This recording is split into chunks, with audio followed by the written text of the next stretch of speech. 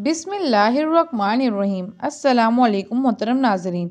वो काली बिल्ली अचानक उसके रास्ते में आ गई। रात के वक्त उसकी आंखें मोतियों की तरह चमक रही थी। नादिर को ना जाने क्या सूझी कि उसने फौरन एक पत्थर उठाकर उसे दे मारा। बिल्ली कराती हुई करीबी कब्रिस्तान के रास्ते पर दौड़ती चली गई। दरअसल वो अपने दोस्त की सालगिरह से रात के वक्त वापस आ रहा था, जिसका घर उसके घर से ज्यादा दूर नहीं था, लिहाजा वो पैदल ही आ रहा था। बाद में उसे अपनी माँ की नसीहत याद आई कि किसी जानवरों को बिला वजह पत्थर या कोई और चीज नहीं मारनी चाहिए, तो उसे अफसोस हुआ। अगले दिन उसकी नानी की तबीयत अचानक खराब हो गई, लिहाजा उसकी अम्मी और अब्बू उनकी इयादत के लिए चले गए। इम्तिहान की तैयारी के लिए वो घर में अकेला था। अचानक बारिश शुरू हो गई थी। बादल सुबह से ही थे। शाम से शुरू होने वाली इस बारिश ने अब तूफान की सूरत इख्तियार कर ली थी। उसके अब्बू का फोन आया कि अब वो सुबह ही आएंगे। अब वो घर में अकेला था। उसी दौरान अचानक बिजली चली गई। फिर उसने मोमबत्ती ढूंढकर जलाई। अभी थोड़ी ही देर गुजरी हो गई कि अचानक दरवाजे पर दस्तक हुई। उसने जाकर दरवाजा खोला तो सामने एक अजनबी बूढ़ी औरत को देखकर ठिठक गया। कौन है आप और ऐसी तूफानी बारिश में कहाँ से आ रही हैं? वो एक पुलिसवार हंसी चली गई। दरअसल मेरी याददाश्त कमजोर है, मैं अपने घर का रास्ता भूल गई हूँ। ऐसी तूफानी बारिश में मुझे पनाह चाहिए। सुबह होते ही मैं यहाँ से चली जाऊंगी। ठीक है, अंदर आ जाएं, वो कुछ सोचते हुए बोला। अचानक बिजली चमकी। उसी दौरान उसकी आंखों में एक अजीब सी रोशनी पैदा हुई, जिसे वो होंकों की तरह देखने लगा। क्या देख रहे हो? वो उसे घूरते हुए बोली। कुछ नहीं, मुझे ऐसा लगा जैसे आपकी आंखें चमकी हैं, वो कदरे घबराते हुए बोला। आसमानी बिजली जो चमकी थी वो ही चमक आंखों में पड़ गई होगी। बुढ़िया मुस्कुराते हुए बोली और फिर वो लाठी के सहारे आहिस्ता आहिस्ता आगे बढ़ने लगी। आप यहाँ आराम कर लें, इसने एक कमरे की तरफ इशारा करते हुए कहा। अच्छी बात है, ये कहकर बूढ़ी ने गर्दन घुमाकर उसकी तरफ मुस्कुराते हुए देखा। उसकी मुस्कुराहट में एक पुरस्कारियत सी छुपी हुई थी। वो कमरे में जा चुकी थी। वो बुढ़िया को कमरे में छोड़कर बाहर निकला ही था कि अचानक उसके सर पर बारिश का पानी गिरने लगा। उसने पानी साफ करने के लिए हाथ फेरा तो उछल कर रह गया। वो पानी नहीं, खून था। वो फौरन अपना हाथ साफ करने के लिए गुसल खाने की तरफ दौड़ा। नल खोलते ही उसकी आंखें फटी फटी रह गई। नल में से खून की धार निकल रही थी। ये आखिर खून कहाँ से आ रहा है? वो मुंह ही मुंह में बड़बड़ाया। अचानक उसके सामने वही बूढ़ी औरत आ गई और उससे एक कपड़ा देते हुए बोली, लो इस खून को साफ कर लो जो तुम्हारे हाथों पर लगा है। मगर आप तो अंदर थी, आपको कैसे मालूम कि मेरे हाथ में खून लगा है? उसके लहजे में हैरानगी थी। प्यास लगी थी, पानी पीने के लिए आई थी, तुम्हारे हाथ में खून लगा हुआ देखकर कपड़ा ले आई। ये कहकर वो वापस कमरे की तरफ चली गई। वो कपड़े से खून साफ करने लगा। उसी दौरान बादल जोर से गरजे और बिजली चमकने लगी। उसने फौरन आसमान की तरफ देखा तो हैरत ज़दा रह गया।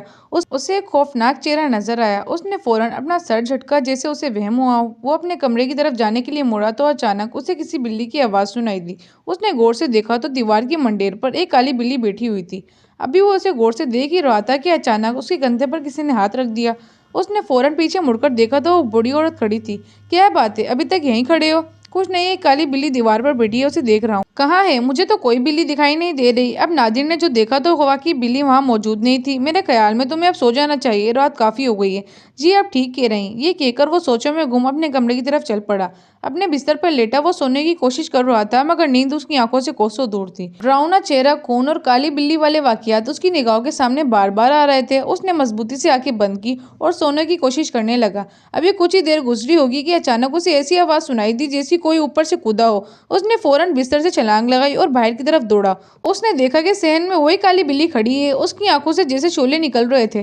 देखते ही देखते इस बिल्ली का कद बढ़ने लगा। ये देखकर उसकी आंखें हैरत से फटी रह गई। वो बिल्ली आवाजें निकालती हुई आहिस्ता आहिस्ता उसकी तरफ बढ़ने लगी थी और फिर अचानक उस पर छलांग लगा दी और फिर अपने पंजे उसके गले पर मजबूती से गाड़ दिए। वो जोर से चीखा।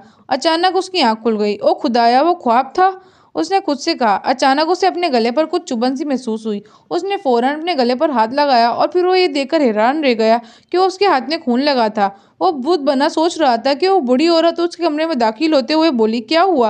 क्यों शोर मचा रहे हो? मेरी समझ में नहीं आ रहा कि ये सब क्या हो रहा है। कुछ देर खामोश रहने के बाद वो चीखा, सच सच बताओ, कौन हो तुम? ये सुनकर बुढ़िया के चेहरे के तासुरात बदल गए। लबब और पुरस्कार से मुस्कुराहट उभरी। फिर अचानक उसका रंग बदलने लगा। रंग बिल्कुल स्याह हो गया। उसकी आंखों से जैसे शोले निकलने लगे थे। अचानक उसकी शक्ल काली बिल्ली में तब्दील हो गई थी। वो धीरे से बोली, हाँ सच समझे, मैं कोई और ही हूँ। उसने एक जोरदार केका लगाया। मुझसे क्या चाहती हो? मेरे पीछे क्यों पड़ी हो? वो डरते हुए बोला। जिस काली बिल्ली को तुमने पत्थर मारा था वो मैं थी। बिल्लियों की तरह मियाओ करते हुए बोली। तुमने मुझे ख्वामखा पत्थर मारा था, मैं उसी की सजा देने यहाँ आई हूँ। वो उसके नजदीक आते हुए बोली। उसके समझ में नहीं आ रहा था कि वो क्या करे। अचानक उसने चुड़ैल को धक्का दिया और कमरे से बाहर की तरफ भागा। वो फौरन उसके पीछे आई। तूफानी बारिश अब भी जारी थी। अचानक से उसे वो लाठी नजर आई जो बूढ़ी औरत अपने साथ लेके आई थी। वो उसने झपट कर उठा ली। ये देखकर चुड़ैल जहाँ थी वहीं रह गई। ये लाठी मुझे दे दो, गिराते हुए बोली। फिर उसे एक कपड़ा नजर आया जो बूढ़ी औरत ने उसे हाथ साफ करने के लिए दिया था। उसने फौरन कपड़ा उठाकर लाठी में बांध दिया और बावर्ची खाने में गया और कपड़े को आग लगा दी। अब उसके हाथ में जलती हुई लाठी थी। ये देखकर चुड़ैल पीछे हटने लगी, जबकि नादिर उसके नजदीक आता गया और जलती हुई लाठी उसके जिस्म के साथ लगा दी। देखते ही देखते उसके जिस्म में आग लग गई। वो जोर से चीखी, मगर उसकी चीख तूफानी बारिश में कहीं दब कर रह गई थी। देखते ही देखते वो राख का ढेर बन गई। चुड़ैल के खात्मे पर उसने अल्लाह का शुक्र अदा किया। तूफानी बारिश थम चुकी थी। बरसात की ये रात उसकी जिंदगी भर ना भूलने वाली रात साबित हुई थी। जी तो मोहतरम नाजरीन, ये थी हमारी आज की कहानी। उम्मीद है आप लोग को ये कहानी अच्छी लगी होगी। अगर आप लोग चाहते हैं कि इसी तरह की इंटरेस्टिंग कहानी आती रहें तो आप लोग मेरे चैनल को सब्सक्राइब कर दें। वीडियो अच्छी लगी हो तो लाइक शेयर एंड कमेंट ज़रूर कीजिएगा। आज के लिए इतना ही। अल्लाह हाफिज़।